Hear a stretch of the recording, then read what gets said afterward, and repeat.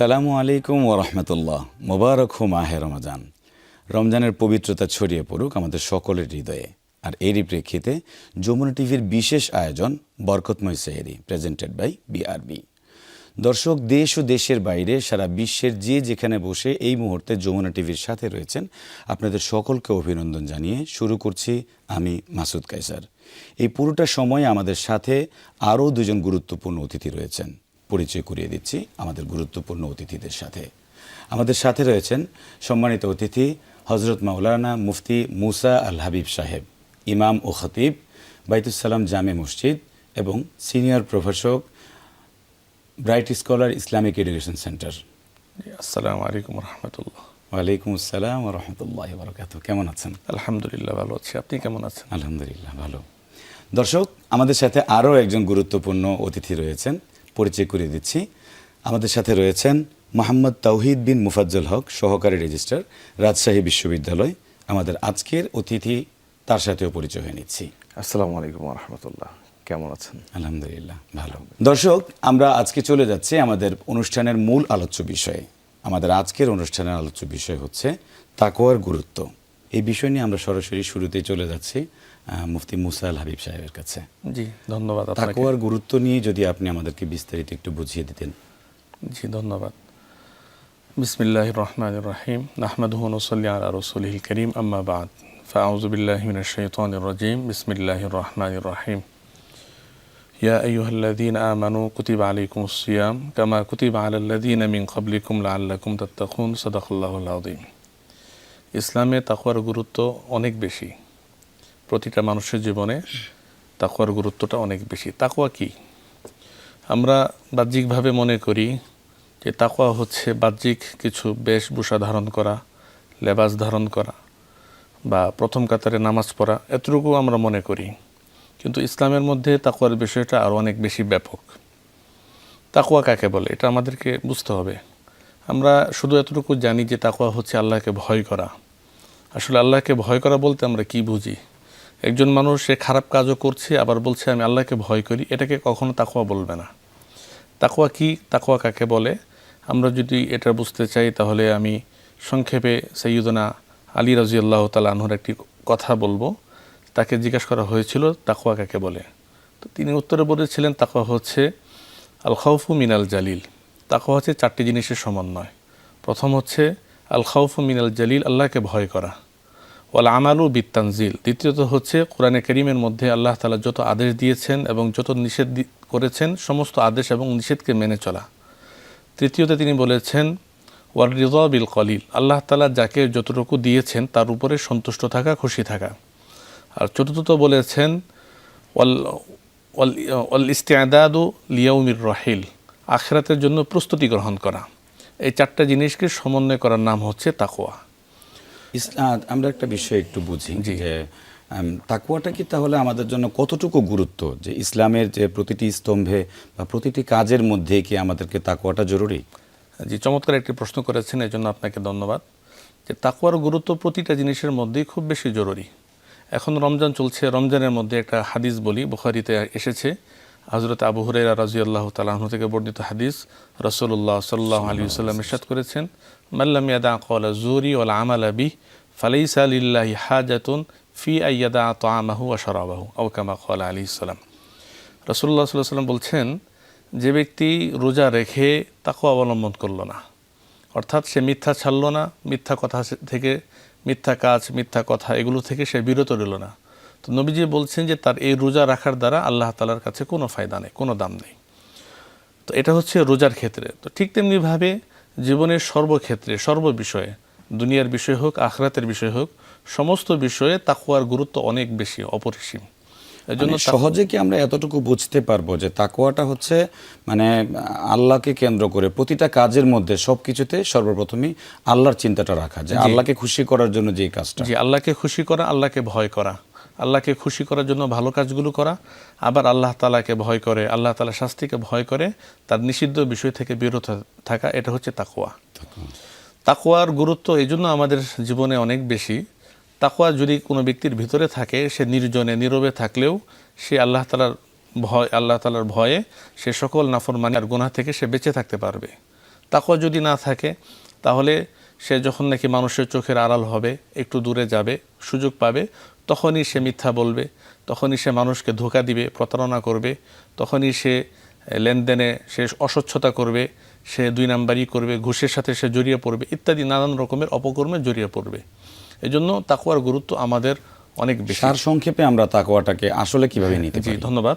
তাকওয়া যদি আমরা বুঝতে চাই সহজে, একেবারে সহজে, এখন রমজানে আমরা ইফতারের আগ মুহূর্তে, ইফতারের 1 মিনিট বা 2 মিনিট সময় বাকি আছে, ওই সময় আমরা ইফতার সামনে নিয়ে বসে থাকি।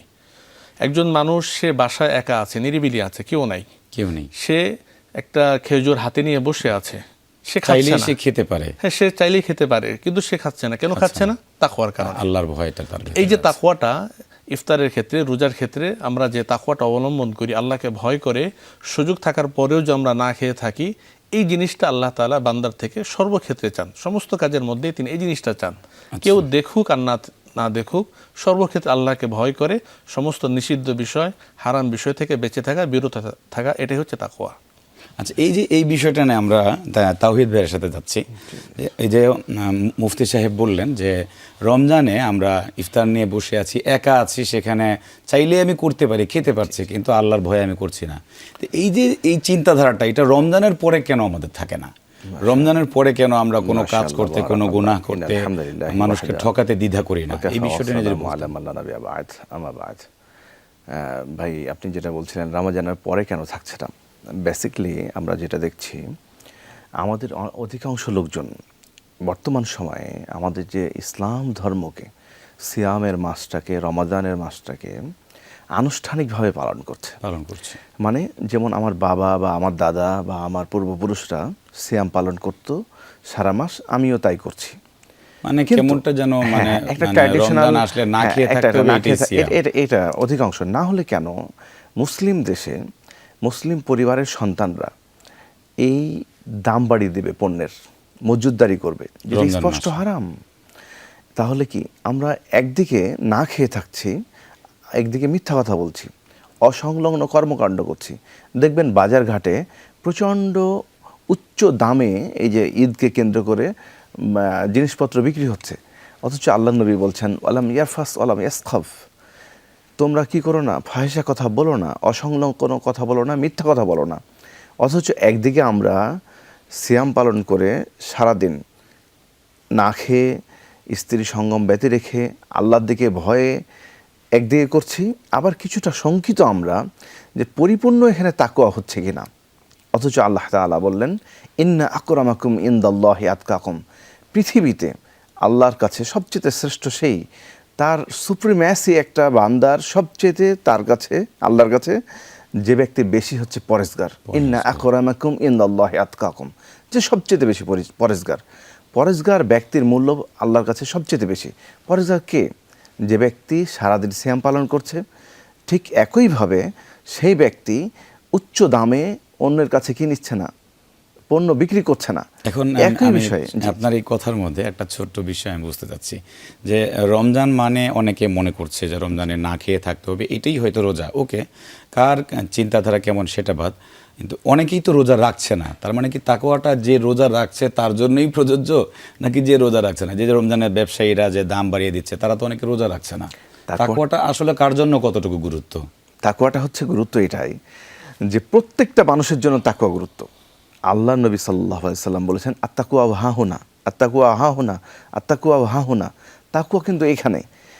অপর এক হাদিসে রাসূল সাল্লাল্লাহু আলাইহি সাল্লাম বলেছেন এখানে একটা টুকরো আছে, ইজাল ফাসাদ, যে এই টুকরোটা যখন কি হয়, বিশুদ্ধ হয়ে যায়, তখন সব কিছু বিশুদ্ধ। মানে আমার ড্রেস আপে, গেট আপে, আমার চলনে বলনে তাকওয়া না। আল্লাহ নবী স্পষ্ট বলছে ইঙ্গিত দিয়ে, বুকের ভিতরে হচ্ছে তাকওয়া, যে টুকরোটাকে, হ্যাঁ, এটা অন্তরের ভিতরে লুকোয়িত জিনিস। দেখুন এই তাকওয়াটাই আল্লাহ তাআলা পছন্দ করেন। যেমন রাসূল সাল্লাল্লাহু আলাইহি সাল্লাম বলেছেন কাল কিয়ামতের ময়দানে 7 শ্রেণীর মানুষ কিসের ছায়া পাবে? আল্লাহর আরশের ছায়া পাবে। কারা? যারাকে আল্লাহ নবী বলছেন ওই ব্যক্তি যে ব্যক্তিকে একজন সুন্দর রমণী আহ্বান করলো তার প্রবৃত্তি অনুসরণ করার জন্য, কিন্তু ওই লোকটি বলছে ইত্তাকুল্লাহ, আল্লাহকে ভয় করো, আমি আল্লাহকে ভয় করি বলে তোমার কাছে আমি যাব না। এটাই হচ্ছে আল্লাহ ভীতি। আমরা অপর এক বুখারী শরীফের হাদিসে আমরা দেখতে পাই 3 জন ব্যক্তি বিপদে পড়ে গিয়েছিল, তখন উদ্ধার হতে পারছিল না। তখন তারা ভাবলো যে আমরা ভালো কর্ম দিয়ে আল্লাহর কাছে যদি চাই, তাহলে ভালো কর্মগুলোকে স্মরণ করে আল্লাহর কাছে যদি চাই তাহলে আমরা মুক্তি পেতে পারি। তখন একজন বলল যে রব্বুল আলামিন আমার চাচাতো বোনের সাথে আমার দীর্ঘদিন তার ইচ্ছা ছিল, সে এতগুলো স্বর্ণ মুদ্রা আমাকে জড়ো করতে বলেছিল, সব তপস্যা করে যখন তার কাছে গেলাম, যাওয়ার পর যখন আমি উদ্যত হয়েছি তার সাথে আমার যৌন সঙ্গম চিরতার্থ করার জন্য, আকাঙ্ক্ষা করা পরিপূর্ণ করার জন্য, তখন আমার চাচাতো বোন যখন বলল ইত্তাকিল্লাহ, আমি সরাসরি আল্লাহকে ভয় করলাম। তখন আমি ওখান থেকে ফিরে আসলাম। ওই কাজটির বিনিময়ে যদি হয় তাহলে আমাদের এই গর্ত থেকে পাথরটা সরিয়ে দাও। তাকওয়া এমন একটি জিনিস যেটা যদি আমরা কি করি, আল্লাহ ভীতিটা নিজের আত্মস্থ করতে পারি, তাহলে সকল বালা মুসিবত বিপদ আপদ থেকে আমরা কি পাবো, রক্ষা পাবো। সত্যিকারের অর্থে এটা খুবই গুরুত্বপূর্ণ। একবার ইনার সাইড সম্পূর্ণ বান্দার সাথে আল্লাহর যে একটা আত্মিক রিলেশন, সেটাই তৈরি হয় তাকওয়ার মাধ্যমে। আর অন্য ইবাদতের ভিতরে দেখা যায় আমরা সালাত অর্থাৎ পড়ছি। আমরা কি বিষয়টাকে এমনভাবে নিতে পারি যে তাকওয়া যদি কোনো কাজে না থাকে, যে কোনো কাজ হোক, তাকওয়া ছাড়া ওই কাজটা আল্লাহর কাছে রিয়া হয়ে যাবে, পছন্দনীয় না, রিয়া হয়ে যাবে। শেখ যে কথাটা বলছেন আমি বলি সাথে একটা কথা যুক্ত করি যে তাকওয়া, এটা আমরা আসলে আমাদের সমাজের মধ্যে, আমাদের কালচারের মধ্যে আমরা মনে করি যে তাকওয়া এটা মসজিদে, শুধু মসজিদের ভিতরে তাকওয়া এমন না। অনেক মসজিদের নামও থাকে মসজিদের তাকওয়া, তাকওয়া মসজিদ, যে মসজিদের মধ্যেই যে তাকওয়া সীমাবদ্ধ হবে, প্রথম কাতারে নামাজ পড়লেই সীমাবদ্ধ হয়ে যাবে, এটাকে তাকওয়া বলে না। একজন মানুষ সে প্রথম কাতারে নামাজ পড়ছে, নামাজ পড়তে পড়তে তার কপালের মধ্যে সেজদা দাগ পড়ে গিয়েছে, কিন্তু সে ব্যবসায় 2 নাম্বারই করছে, সে ঘুষ খাচ্ছে, সে অবৈধ কাজের সাথে জড়িয়ে আছে, তাহলে এটা কিন্তু তাকওয়া বলবে না। তাকওয়া হচ্ছে সর্বকাজে, মসজিদে যেমন নাকি তাকওয়া অবলম্বন করতে হবে, বাসা বাড়িতেও তাকওয়া অবলম্বন করতে হবে, চাকরিজীবী যে সে তার চাকরিতে তাকওয়া অবলম্বন করবে, যে ব্যবসায়ী সে সেখানে তাকওয়া অবলম্বন করবে, যে বিক্রেতা সেও তাকওয়া অবলম্বন করবে, আবার যে ক্রেতা তাকেও তাকওয়া অবলম্বন করতে হবে। আবার একজন সমাজের নিম্ন শ্রেণীর মানুষ, রিকশাওয়ালা, তাকেও তাকওয়া অবলম্বন করতে হবে। মোট কথা সব জায়গায় সর্বক্ষেত্রে আল্লাহকে ভয় করা, এটা হচ্ছে তাকওয়া। হযরত, আপনি একটা বিষয় বলছিলেন যে আমাদের প্রতিটি কাজে জীবন চলার ক্ষেত্রে আমার তাকওয়ার না থাকলে যে সেটা আল্লাহর কাছে গ্রহণযোগ্য না। এখন আমার অনেকের একটা বিভ্রান্তি রয়েছে, বোঝার বিষয় যে এই তাকওয়া ছাড়া কোনো কিছুই যেহেতু আল্লাহর কাছে পছন্দনীয় না বা গ্রহণযোগ্য না, এখন যারা কাজগুলো করছে তাকওয়ার সাথে, আমরা তো ভালো, কিন্তু আমরা প্রতি পদে পদে, এই যে বিশেষ করে রমজানের পরে কোনো কিছুর মধ্যে আমরা সুস্পষ্টতা পাচ্ছি না, প্রতিটা জিনিসের মধ্যে আমরা ভেজাল পাচ্ছি, প্রতিটা জিনিসের মধ্যে আমরা তাকওয়া বহির্ভূত চিন্তাধারা পাচ্ছি। এখন যারা তাকওয়ার ভেতরে না, আমরা তাদের কাছে কিভাবে তাকওয়ার গুরুত্বটা পৌঁছাতে পারি? রমজান হচ্ছে একটা বিশেষ সময়, বিশেষ একটা মুহূর্ত। তো এই সময়ে, এই পুরো মাসের মধ্যে আমাদের এই পরিমাণ তাকওয়া অর্জন করতে হবে, বাকি 11 মাস যেন আমরা এই তাকওয়া শক্তিতে চলতে পারি। এই পরিমাণ তাকওয়া আমাদেরকে অর্জন করতে হবে যেন আমরা তাকওয়ার কারণে বা আল্লাহ তাআলার ভয়ের কারণে আমরা অন্যায় কাজ থেকে, যাবতীয় নিষিদ্ধ বিষয় থেকে আমরা বেঁচে থাকব। এটা হচ্ছে হলো এই উদ্দেশ্যেই মূলত আল্লাহ তাআলা আমাদেরকে রমজান দিয়েছেন। সূরাতুল বাকারার মধ্যে আল্লাহ তাআলা যেটা বলছেন, লাআল্লাকুম তাত্তাকুন, যেন তোমরা মুত্তাকি হয়ে যাও। তো এখন যারা মুত্তাকি, তারা তো মাশাআল্লাহ নিঃসন্দেহে তারা সৌভাগ্যবান, তারা মুত্তাকি। কিন্তু যারা এই কাজটা করছে না, তো তাদেরকে তাকওয়ার গুরুত্ব তাদের সামনে বোঝাতে হবে, তুলে ধরতে হবে। তাকওয়ার যে ফাজাইল, যে ফজিলতের কথা আসছে হাদিসের মধ্যে, কোরআনের মধ্যে আল্লাহ তাআলা বলেছেন, এগুলো তাদের সামনে বোঝাতে হবে। যদি তারা এই জিনিসটা বুঝতে পারে যে তাকওয়ার মধ্যেই আল্লাহ তাআলা যাবতীয় কল্যাণ রেখেছেন, যাবতীয় বরকত রেখেছেন আল্লাহ তাআলা তাকওয়ার মধ্যে, তাহলে এটা তাদের জীবনে মানা সহজ হবে। এখন আমাদের মধ্যে তো একটা বিশেষ প্রবণতা রয়েছে যে মানুষ, একজন মনে করছে যে আমি তো ব্যবসা করছি, আমি তো রোজা রাখছি, কিন্তু এই রমজান ঈদ উপলক্ষ করে সে কি করছে, পণ্যের দামটা বাড়িয়ে দিচ্ছে। একজন গাড়ির ড্রাইভার, সে আগামীকালকে ঈদ, এই চিন্তা করে আমি তো রোজা রাখছি, ঈদ উপলক্ষে সে তার মূল্যটা বাড়িয়ে দিচ্ছে। তাদের জন্য আমরা কি করতে পারি, বা তাকওয়াটা তাদের ক্ষেত্রে পৌঁছানোর জন্য আমাদের করণীয় কি? একটা খুব গুরুত্বপূর্ণ প্রশ্ন করেছেন এখানে। এটার উত্তর সরাসরি আল্লাহ তাআলাই দিয়ে দিয়েছেন কোরআনে কারীমের মধ্যে। আল্লাহ তাআলা কোরআনে কারীমের মধ্যে যেখানে তাকওয়ার কথা বলেছেন, সেখানে ফায়দার কথা বলেছেন। যে আমরা মানুষ হিসেবে আমরা নগদকে বুঝি, পরে কি হবে, আখিরাতে কি হবে সেটাকে আমরা ভুলে যাই বা সেটাকে আমরা মনে রাখতে আমরা চেষ্টা করি না। তো এই জন্য আল্লাহ তাআলা কোরআনে কারীমের বিভিন্ন জায়গা বলে দিয়েছেন, যেমন আল্লাহ তাআলা বলেছেন ওমাইয়াত্তাকিল্লাহা ইয়াজআল লাহু মাখরাজা, যে ব্যক্তি আল্লাহকে ভয় করবে তো বাহ্যিক দৃষ্টিতে মনে হবে যে তার হয়তো আয় বা তার জীবিকার মধ্যে বরকত যেটা এটা কম হচ্ছে। হ্যাঁ, এখন সে যদি তাকওয়ার বিপরীতে গিয়ে সে যদি ব্যবসার মধ্যে অন্যায্য দাম নির্ধারণ করে অথবা গাড়ির ক্ষেত্রে ভাড়ার ক্ষেত্রে সে যদি বেশি দাম হাঁকায়, তাহলে সে বাহ্যিকভাবে মনে করছে যে এতে আমি লাভবান হচ্ছি। কিন্তু আল্লাহ তাআলা বলছেন যে বান্দা, তুমি যদি এটা না করো, তুমি যদি আমাকে ভয় করো, তাকওয়া অবলম্বন করো, ইয়াজআল লাহু মাখরাজা, আমি তোমার জন্য রিজিকের রাস্তা খুলে দিব, যাবতীয় মুক্তির রাস্তা আমি খুলে দিব। অন্য আয়াতের মধ্যে বলছেন ওমাইয়াত্তাকিল্লাহা ওয়ারযুকহু মিন হাইসু লা ইয়াহতাসিব। এরপরে আল্লাহ তাআলা বলছেন ওয়ারযুকহু মিন হাইসু লা ইয়াহতাসিব। কোনো ব্যক্তি যদি আল্লাহকে ভয় করে, তাকওয়া অবলম্বন করে, সে যদি এই সমস্ত অবৈধ বা অন্যায্য অধিকার সুযোগ এগুলো নেওয়া থেকে সে যদি বিরত থাকে, আল্লাহ তাআলা বলছেন যে তার জন্য এমন জায়গা থেকে আমি রাস্তা খুলে দিব, রিজিকের রাস্তা খুলে দিব, লা ইয়াহতাসিব, যা সে কখনো কল্পনা করতে পারে নাই। যেই কাজই করছি না কেন, এত কষ্ট করে কাজটা করলাম, কিন্তু শুধু একটু তাকওয়ার অভাবে ওই কাজটা আল্লাহর কাছে গ্রহণযোগ্য হলো না। আমি আমার পরিশ্রমটাই বৃথা গেল। জি, প্রত্যেকটি আমলের সাথে সবচেয়ে গুরুত্বপূর্ণ একটি বিষয়ের নাম হচ্ছে তাকওয়া। এই জন্য অধিকাংশ মানুষ তাকওয়া নিয়ে কথা বলতে ভয় পায়, কারণ তাকওয়াটা আমাদের অধিকাংশেরই নাই, যার ফলশ্রুতিতে আজকে এত সমাজে বিশৃঙ্খলা।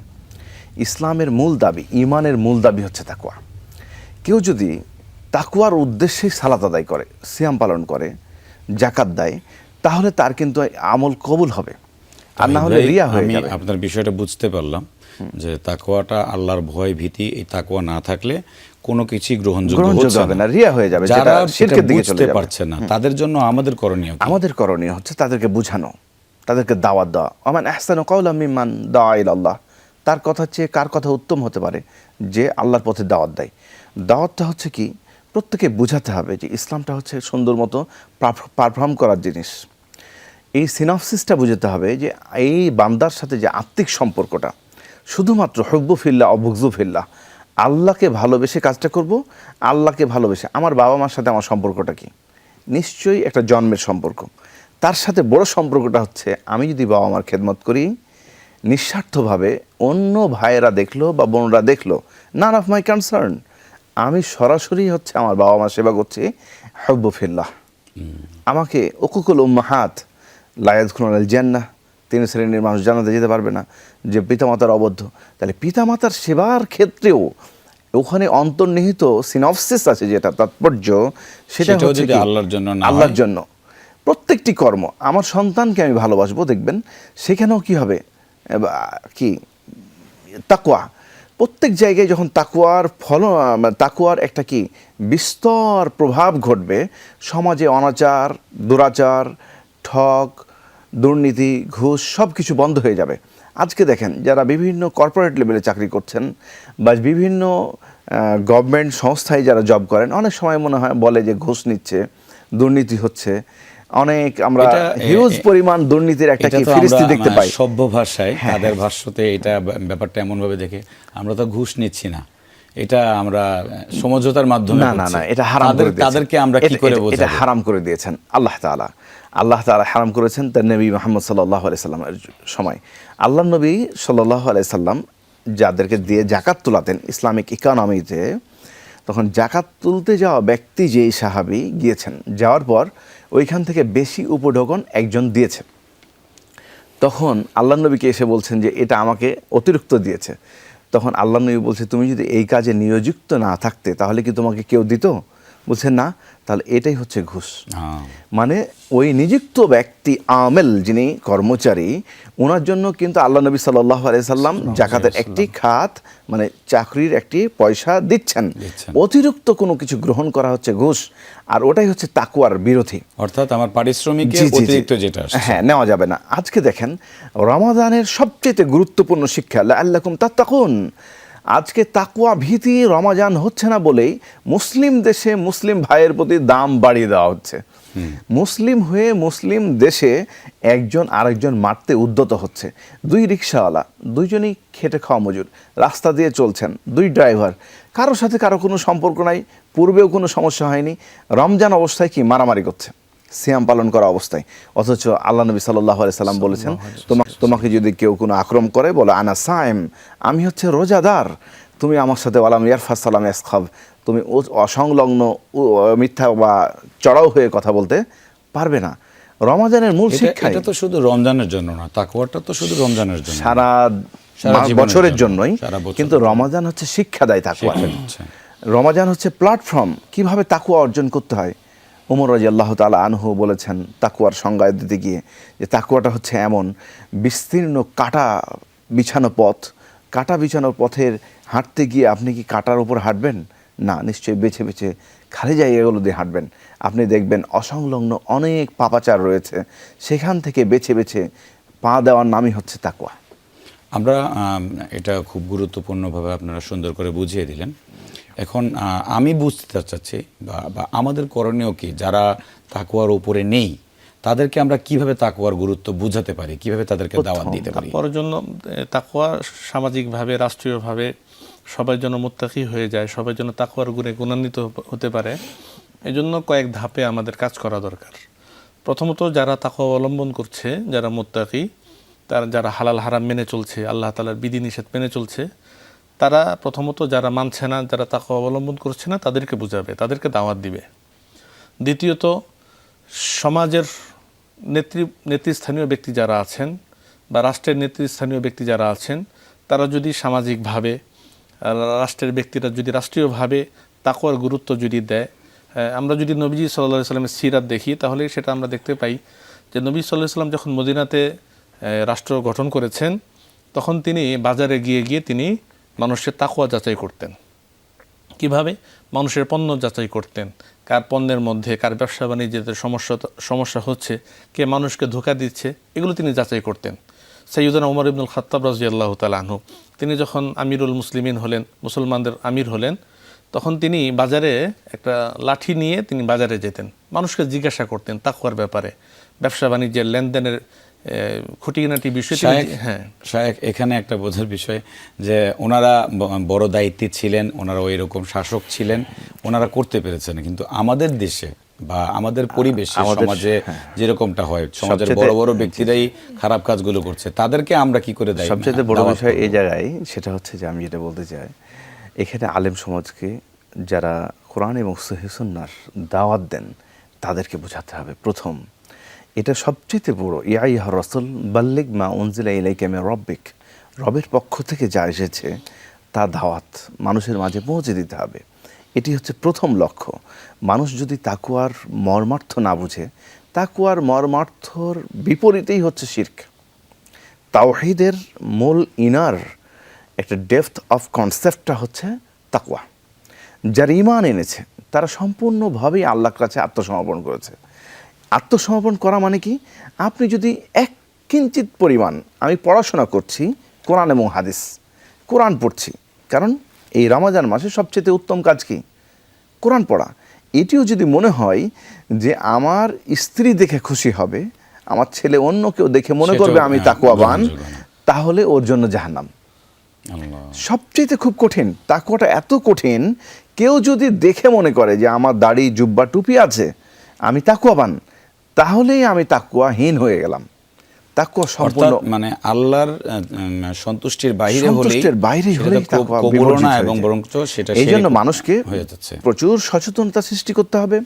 সত্যিকারের অর্থে হকুল ইবাদ, হকুল্লাহ, বান্দার হক, আল্লাহর হক কি, শিরক মুক্ত তাওহীদ ভিত্তিক জীবনটা কি, সুন্নাহ ভিত্তিক জীবন কি, বিদআত মুক্ত জীবন কি, চমৎকারভাবে মানুষের মাঝে যদি উপস্থাপন করা হয়, দিনের দাওয়াতটা শুধুমাত্র আল্লাহর জন্য যদি হয়, এবং এটা অগ্রাধিকার থাকতে হবে আলেম সমাজ। আল্লাহ তাআলা বললেন ইয়া আইয়ুহাল্লাযীনা আমানু তাকুল্লাহ, সবাইকে কাজ করতে হবে। রাষ্ট্রের বিভিন্ন দায়িত্বে যারা আছেন তাদেরও কাজ করতে হবে, প্রশাসনে যারা আছেন তাদেরকে ওই বিশেষ কাজ করতে হবে, প্রত্যেকটি সেক্টরের লোকজনদের। কারণ তাকওয়া ছাড়া আপনি সমাজ থেকে চুরি বন্ধ করতে পারবেন না, আপনি চিন্তাই বন্ধ করতে পারবেন না। এই বিষয়টাই আরো আমাদের তাকওয়ার দাওয়াতটা মানুষের কাছে পৌঁছানো।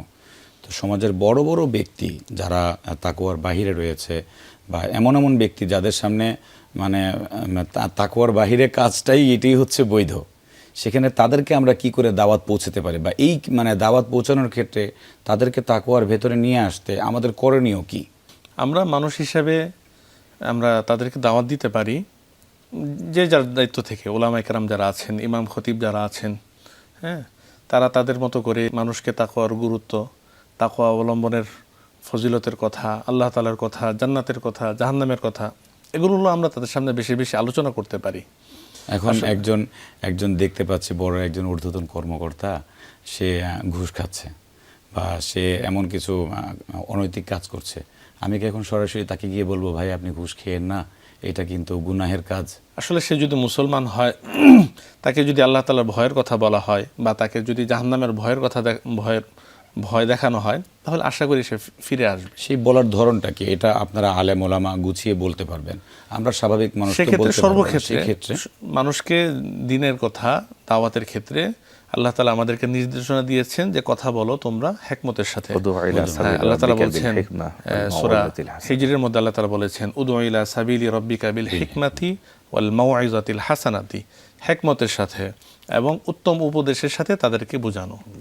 মুসা আলাইহিস সালামকে আল্লাহ তাআলা যখন ফেরাউনের কাছে পাঠিয়েছেন, তখন বলেছিলেন যে আপনি মানুষের সাথে কথা বলেন, ফেরাউনকে আপনি দাওয়াত দেন নম্র ভাষায়। তাহলে তাদেরকে জান্নাতের এই বিভিন্ন নিয়ামতের কথা, ফজিলতের কথা, এগুলো তাদেরকে বলে, আল্লাহ তাআলার ভয়ের কথা বলে, তাদেরকে সুন্দরভাবে উত্তম পদ্ধতিতে যদি তাদেরকে দাওয়াত দেওয়া হয়, আশা করি তারা বুঝে আসবে। অর্থাৎ মানে এই বিষয়টাই আলেম ওলামা যারা রয়েছেন, যারা দিন বুঝেন, তাদের আসলে বেশি সোচ্চার হওয়াটা উচিত। তারা যদি হিকমতে এটা কৌশলে, যেহেতু সমাজের নেতৃত্ব তো আপনারাই দেন, আলেম ওলামা সমাজ, এই ক্ষেত্রে তাদের ভূমিকাটা বেশি। জি, অবশ্যই বেশি। আর পাশাপাশি ওই যে শুরুতে একটা কথা বলেছিলাম, আলী রাদিয়াল্লাহু তাআলা আনহু তাকওয়ার যে ব্যাখ্যা করেছেন, এর মধ্যে চতুর্থ ব্যাখ্যা যেটা ছিল, তিনি বলেছিলেন যে ওয়াল ইস্তিআদাদু লিয়াউমির রাহিল, আখিরাতের জন্য কাজ করা। মানুষ যখন নাকি আখিরাতকে চিন্তা করবে, মৃত্যুকে যখন নাকি সে চিন্তা করবে, তখন এই ভয়গুলো তার ভিতরে আসবে স্বাভাবিক, যে আমার তো একদিন মরতে হবে, আমাকে একদিন হিসাব দিতে হবে, কবরে আমাকে প্রশ্ন করা হবে, কিয়ামতের ময়দানে আমাকে আল্লাহ তাআলার সামনে দাঁড়াতে হবে। তো এই জন্য নবী সাল্লাল্লাহু আলাইহি সাল্লাম হাদিসের মধ্যে বলেছেন যে তোমরা আকসিরু মিন যিকরি হাজিমিল লাজ্জাত, সকল স্বাদকে বিনষ্ট করে দেয় এমন মৃত্যুর কথা তোমরা বেশি বেশি স্মরণ করো।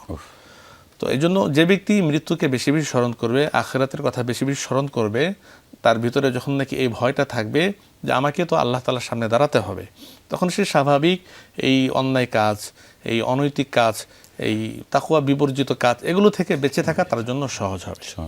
আর এটার জন্য তাদেরকে সুন্দরভাবে, উত্তমভাবে, হিকমতের সাথে তাদেরকে দাওয়াত দেওয়া, এটাই হচ্ছিল কাজ। এই বিষয়টা তাওহীদ ভাই আপনি কিভাবে ব্যাখ্যা করবেন? আরো দাওয়াতের কোনো বিকল্প কোনো কিছু নাই। আল্লাহ নবী সাল্লাল্লাহু আলাইহি সাল্লাম বললেন বাল্লিগু আন্নী ওয়ালাউ আয়া, একটি শব্দ হলেও, একটি বাক্য হলেও মানুষের মাঝে কি পৌঁছে দাও। তাকওয়া ভিত্তিক সমাজ যতক্ষণ পর্যন্ত না আমরা গড়তে পারবো, এটা প্রথম কাজ আলেমদের। ইন্নাল উলামা ওয়ারাসাতুল আম্বিয়া, আলেমরাই হচ্ছে নবীগণের ওয়ারিস। এই জন্য আমাদেরকে সবসময় চিন্তা করতে হবে প্রত্যেক মানুষের কাছে কোরআন এবং সহিহ সুন্নাহর দাওয়াতটা পৌঁছে দিতে হবে। সেটা যদি পৌঁছে দিতে পারি, তাহলে সে মানুষকে যদি বলতে পারি যে ইয়া আইয়ুহাল্লাযীনা আমানুত্তাকুল্লাহ হাক্কা তুকাতিহি ওয়া লা তামুতুন্না ইল্লা ওয়া আনতুম মুসলিমুন, আল্লাহ বলছেন হে ঈমানদারগণ, তোমরা আল্লাহকে ভয় করো, ততক্ষণ পর্যন্ত মৃত্যুবরণ করো না যতক্ষণ পর্যন্ত তোমরা কি পূর্ণ মুমিন না হতে পেরেছো। আর আমরা পূর্ণ মুমিন মুসলিম হতে পারবো না ততক্ষণ পর্যন্ত যতক্ষণ পর্যন্ত মুত্তাকি না হতে পারবো।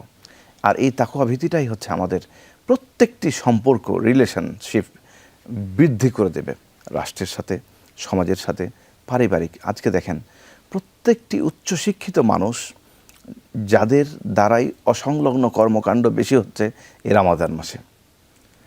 দেখেন যে শিক্ষিত, বা আজকে ঢাকা বলেন, রাজশাহী বলেন, বিভিন্ন ভালো ভালো অ্যাপার্টমেন্টে থাকে, তার বাবা মা নাই রমজান মাসে তার সাথে। তার কারণ কি? তার ওয়াইফ পর্দা করে, কিন্তু ওই পর্দার মাঝে তাকওয়া নাই। হ্যাঁ, সালাত আদায় করে, কিন্তু সালাতের ভিতরে তাকওয়া নাই। যখন তাকওয়া থাকবে, তখন একজন বৌমা তার শাশুড়িকে, তার ননদকে তখন দেখবে। একজন হাজব্যান্ড যখন তাকওয়া থাকবে, তার শ্বশুর শাশুড়িকেও দেখবে। বোথ সাইডেই একটা চমৎকার রিলেশনশিপ গড়ে উঠবে। মানে সোশ্যাল ফেনোমেনাগুলো এত স্ট্রং হয়ে যাবে এই তাকওয়ার কারণে। তাকওয়া এমন একটি জিনিস, মুআজ ইবনে জাবাল রাদিয়াল্লাহু তাআলা আনহু ইয়ামেনে পাঠাচ্ছেন আল্লাহ নবী সাল্লাল্লাহু আলাইহি সাল্লাম। নবী মুহাম্মদ সাল্লাল্লাহু আলাইহি সাল্লাম বলছেন, মুআজ আমার হয়তোবা সামনে বছর তোমার সাথে দেখা হবে না। তো মুআজ অঝর নয়নে কাঁদা শুরু করলেন, আল্লাহ নবী আপনার সাথে আমার দেখা হবে না? তুমি, আল্লাহ নবী বলছেন, তুমি আমার কবরের পাশ দিয়ে তুমি কি হেঁটে যাবে, মানে মসজিদে নববীর পাশ দিয়ে হেঁটে যাবেন। তখন মুআজ ইবনে জাবাল বলছেন, এত অঝর নয়নে কাঁদতে লাগলেন। তখন আল্লাহ নবী বললেন যে থামো, তুমি কান্নাকাটি করো না, তুমি আমার সবচেয়ে নিকটবর্তী হবে তুমি যদি আল্লাহকে ভয় করো। আল্লাহ নবী সাল্লাল্লাহু আলাইহি সাল্লামের সোহবত পাওয়া, কিয়ামতের ময়দানে শাফাআত পাওয়ার একটি মাত্র মাধ্যম তাকওয়া। অপর এক হাদিসে আল্লাহ নবী সাল্লাল্লাহু আলাইহি সাল্লাম তার সকল বিবিদেরকে নিয়ে, স্ত্রীদেরকে নিয়ে বসে আছেন। এমন সময় তার প্রিয়তম কন্যা এসে পৌঁছালেন আল্লাহ নবী সাল্লাল্লাহু আলাইহি সাল্লামের কাছে। আসার পর ফাতেমা কানে কানে আল্লাহ নবী সাল্লাল্লাহু আলাইহি সাল্লাম, ডান দিকে এক বর্ণনায় আছে, আরেক বর্ণনায় বাম দিকে বসলেন আল্লাহ নবী সাল্লাল্লাহু আলাইহি সাল্লাম, কানে কানে কথা বললেন। আল্লাহ নবী, আমি এবারতগুলো তাড়াতাড়ি বলতে পারছি না, সময় সংক্ষেপ, এই কারণে আল্লাহ নবী সাল্লাল্লাহু আলাইহি সাল্লাম ফাতেমার কান্না সহ্য করতে পারলেন না। তখন আল্লাহ নবী সাল্লাল্লাহু আলাইহি সাল্লাম আরেকবার কানে কানে কথা বললেন। আম্মাজান আয়েশা রাদিয়াল্লাহু তাআলা আনহা খুবই বয়সে ছোট ছিলেন তো, এবং অত্যন্ত মেধাবী, প্রখর স্মৃতিশক্তির, অত্যন্ত কানিং ছিলেন। তো এই মুহূর্তে উনি খুব ভাবছেন যে কেন ফাতেমা কাঁদলেন, আবার কেন কিছুক্ষণ পর আসলেন। উনি উত্তর খুঁজে পাচ্ছিলেন না। আল্লাহ নবী মেয়ে ফাতেমা রাদিয়াল্লাহু তাআলা আনহাকে আয়েশা রাদিয়াল্লাহু তাআলা জিজ্ঞাসা করেছিলেন। আয়েশা রাদিয়াল্লাহু তাআলা, ফাতেমা রাদিয়াল্লাহু তাআলা বলেননি। পরবর্তীতে বলেছিলেন যে আমাকে দুইটি কথা বলেছেন। এক, আল্লাহ নবী মৃত্যুবরণ করবেন, এই জন্য কাঁদছিলেন, তার সাথে সাথে দ্রুত দেখা হবে। আর উনি যে নসিহাতটা করেছিলেন যে আমি তোমাকে সবচেয়ে বড় নসিহা করছি আমার মেয়ে হিসাবে, তুমি আল্লাহর ভীতি অর্জন করবে, মানে তাকওয়া অর্জন করবে, তাহলেই তোমার সাথে আমার সর্বাগ্রে দেখা হবে। তখন আমি হেসে দিয়েছিলাম। এটা আল্লাহ নবীর মৃত্যুর পরে ফাতেমা রাদিয়াল্লাহু তাআলা আনহা আয়েশা রাদিয়াল্লাহু তাআলা আনহাকে বলেছিলেন। আরেকটা কথা আমি যুক্ত করতে চাই, কোরআনুল কারীমের মধ্যে আল্লাহ তাআলা বলে দিয়েছেন যে তাকওয়া কিভাবে অর্জন হবে। আল্লাহ তাআলা বলছেন, ইয়া আইয়ুহাল্লাযীনা আমানুত্তাকুল্লাহা ওয়া কুনু মা'আস সাদিকিন, হে ঈমানদার লোকেরা তোমরা আল্লাহকে ভয় করো, তাকওয়া অবলম্বন করো, ওয়া কুনু মা'আস সাদিকিন, আর যারা সত্যবাদী তাদের সোহবত, তাদের সংস্পর্শে তোমরা আসো। তো এখান থেকে আরেকটা জিনিস আমাদের বুঝে আসে যে সমাজের সর্বক্ষেত্রে তাকওয়াকে যদি আমরা প্রতিষ্ঠিত করতে চাই, আমরা যদি এটা চাই যে সমাজের সবাই, রাষ্ট্রের সবাই মুত্তাকি হয়ে যাক, তাহলে ওয়াকুনু মা'আস সাদিকিন, সত্যবাদী, হ্যাঁ সত্যবাদী, যারা ভালো মানুষ, যারা নেক মানুষ, তাদের সংস্পর্শে থাকা। একটা কথা আছে বাংলায় বলে যে সৎসঙ্গে স্বর্গবাস, যে সৎ মানুষের সাথে থাকলে খারাপ যে মানুষ, অসৎ যে মানুষ আছে, সেও অসৎ কাজটা করতে সে চিন্তা করে, ভয় আল্লাহ করে। নবী সাল্লাল্লাহু আলাইহি সাল্লাম বলেছেন যে আতরওয়ালার সাথে তুমি থাকো, আতর পাবে, আতরের সুবাস ছড়াবে। কর্মকারের সাথে থাকলে সেখান থেকেও মানে ওই যে ময়লা ছিটাফোঁটা গায়ে লাগতে পারে। আবার দেখেন হাদিসের মধ্যে আসছে, আবু হুরায়রা রাদিয়াল্লাহু তাআলা আনহু থেকে বর্ণিত হাদিস, নবী সাল্লাল্লাহু আলাইহি সাল্লাম আবু হুরায়রার হাত ধরে বললেন, মাইয়াখুযু আন্নি হাউলাইল কালিমাত ফায়ামালু বিহিন্না আও ইয়ালামু মাইয়ামালু বিহিন্না, কে আছে আমার থেকে 5টি জিনিস নিবে, তারপরে সে নিজে আমল করবে, অথবা এমন মানুষকে শিখাবে যে আমল করবে। তো আবু হুরায়রা বলেন, কুলতু আনা ইয়া রাসূলুল্লাহ, আবু হুরায়রা বললেন, আনা ইয়া রাসূলুল্লাহ, ইয়া রাসূলুল্লাহ আমি আছি। তো নবী সাল্লাল্লাহু আলাইহি সাল্লাম তাকে 5টা নসিহত করলেন। এর মধ্যে প্রথম নসিহত যেটা ছিল, ইত্তাকিল মাহারিম তাকুনা আবাদান নাস, যে তুমি সকল যাবতীয় নিষিদ্ধ বিষয় থেকে তুমি বেঁচে থাকো, তাকুন আবাদান নাস, তাহলে তুমি হবে দুনিয়ার মধ্যে সবচেয়ে বড় আবেদ। এখানে সবচেয়ে গুরুত্বপূর্ণ যে জিনিসটা আমাদের বোঝার জন্য, যে নবী সাল্লাল্লাহু আলাইহি সাল্লাম এখানে বলছেন যে তাকওয়া অবলম্বন করলেই সে সবচেয়ে বড় আবেদ। নবীজি কিন্তু এটা বলেন নাই যে সবচেয়ে বেশি নামাজ পড়বে সে বড় আবেদ, এটা বলেন নাই। যে বেশি দান করবে সে বড় আবেদ, এটা বলেন নাই। যে বেশি বেশি হজ করবে বা যে বেশি যাকাত দিবে, কার আমলের পরিমাণ বেশি হবে, সেগুলোর ফজিলত আছে। কিন্তু এখানে নবী সাল্লাল্লাহু আলাইহি সাল্লাম যেটা বলছেন যে সবচেয়ে বড় আবেদ হবে ওই ব্যক্তি যে সবচেয়ে বেশি মুত্তাকি হবে। তো এখান থেকে বুঝে আসে যে তাকওয়ার দুইটা জিনিস, একটা হচ্ছে যে আদেশ যে সমস্ত বিষয়গুলো আছে এগুলাকে মেনে চলতে হবে, আর দ্বিতীয়ত যে নিষেধ যে সমস্ত বিষয়গুলো আছে এগুলা থেকে বেঁচে থাকতে হবে। আমরা সাধারণত সমাজের মধ্যে বা সাধারণ মানুষ আমরা আদেশ যেগুলো এগুলোর ব্যাপারে আমরা খুব গুরুত্ব দিই, আল্লাহ তাআলা যেগুলো আদেশ দিচ্ছেন সেগুলোকে আমরা খুব মেনে চলি, কিন্তু নিষেধ যে সমস্ত বিষয়গুলো আছে যেগুলো আল্লাহ তাআলা নিষেধ করেছেন এগুলোর ব্যাপারে আমরা খুব বেশি আমরা সচেতন হই না। এই জন্য আদেশ যে হুকুমগুলো আছে এগুলোর প্রতি আমাদের যেমন গুরুত্ব দিতে হবে, পাশাপাশি নিষেধ যেগুলো আছে ওইগুলোর প্রতিও আমাদের বেশি গুরুত্ব আরোপ দিতে হবে। শেখের সাথে আরেকটু অ্যাড করে দিই, সেটা হচ্ছে যে এটার সাথে সাথে তাকওয়ার আরেকটি খুব গুরুত্বপূর্ণ বিষয়, আল্লাহ নবী সাল্লাল্লাহু আলাইহি সাল্লাম বলেছেন, ওই যে আরশের ছায়া 7 শ্রেণীর মানুষ পাবে, যে ডান হাতের দান করে গোপনে ডান হাত দেখতে পায় না, বাম হাতে করে বা ডান হাত দেখতে পায় না। এই গোপনে আল্লাহর সাথে অন্য মানুষকে না দেখিয়ে বা শো আপ না করে যে ইবাদতটা করা হয় ওটাই মূলত তাকওয়া। মাশাআল্লাহ, আপনাদের দুজনকে অসংখ্য ধন্যবাদ। অনেক গুরুত্বপূর্ণ বিষয় আপনাদের কাছ থেকে আমরা জানলাম। আজকে এখানে আমাদের শেষ কথা হচ্ছে, জীবনে চলার পথে আমরা যখনই যে কাজ করি না কেন, প্রতিটি কাজে যদি আমরা আল্লাহর সন্তুষ্টি না থাকে, আল্লাহর চিন্তা না করে আমরা কাজটা করি, এতে করে ফলাফল আমরা এটাই বুঝতে পারলাম যে আমাদের পরিশ্রম শুধুই হবে, কিন্তু আমাদের সেই কাজটা আল্লাহর কাছে পছন্দনীয় হবে না। বরং মানুষকে দেখানোর জন্য, অন্যকে দেখানোর জন্য এত পরিশ্রম করার কারণে আমি সেখানে আরও জাহান্নামী হয়ে যাচ্ছি। আল্লাহ তাআলা যেন কিয়ামতের দিন আমাদের সকল কাজগুলো, ছোট কাজগুলো কবুল করে নেন এবং আমাদের ছোট কাজগুলো যেন আল্লাহর জন্য করতে পারি। আল্লাহ তাআলা আমাদেরকে সেই তৌফিক দান করুন। কিয়ামতের দিন যেন আমাদের এই ছোটোখাটো আমলগুলো আল্লাহ তাআলা ফেলে না দেন। দর্শক, আজকের মতো এখানেই শেষ করছি। আপনারা দেখছিলেন যমুনা টিভির বিশেষ আয়োজন বরকতময় সেহরি, প্রেজেন্টেড বাই BRB। আজকের মতো এখানেই শেষ করছি। আগামীকাল আবার একই সময় নতুন কোনো বিষয় নিয়ে আমরা উপস্থিত হব। সেই সময় সাথেই থাকুন। আপনাদের সাথে ছিলাম আমি মাসুদ কায়সার। আল্লাহ হাফেজ।